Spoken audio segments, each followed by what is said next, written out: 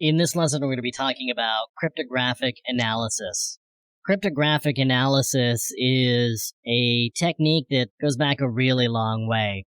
One of the techniques that I'm going to discuss here is frequency analysis, the distribution of letters. What you would do is take a large amount of text and you would figure out what letters were used the most. And as it turns out, that's been done. And you can see here, this is actually a frequency analysis of English letters just in common usage. So you can see that E has the most, followed by T, and then after that comes A, O, I, N, and so on.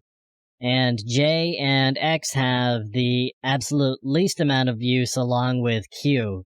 So those are letters that you're not going to see very often. Letters that you're going to see a lot, E-T-A-O-I-N. So E-T-A-O-I-N, and then after that comes these letters. So what I've got here is a backwards cipher up above.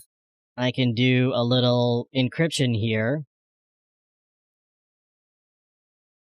Now, I've just typed a little phrase there that's encrypted using the cipher that's up above. You can, of course, do the reverse since you've got the key, but you can see there that I've got the letter V that shows up 3 times.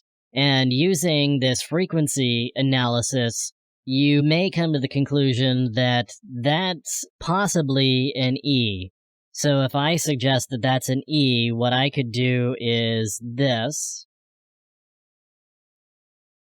And then I've got some other letters that show up a lot. I've got a couple of O's, and so I may be able to take some guesses as to what those letters are, and you start doing substitutions as you go through based on just this frequency analysis.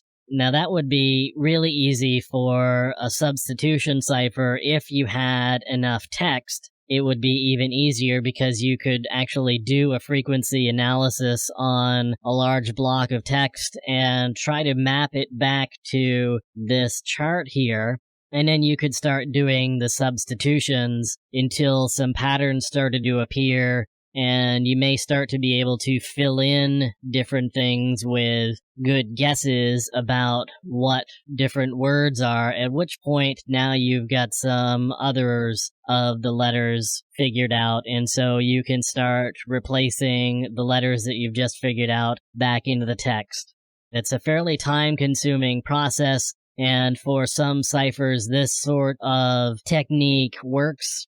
For other ciphers, like modern ciphers, this is not something that you're probably going to use just like this, although frequency analysis is definitely a part of the cryptographic process because we understand that these letters get used a lot, and so at some point some patterns may start to appear as you start digging through cryptographic analysis in ciphertext.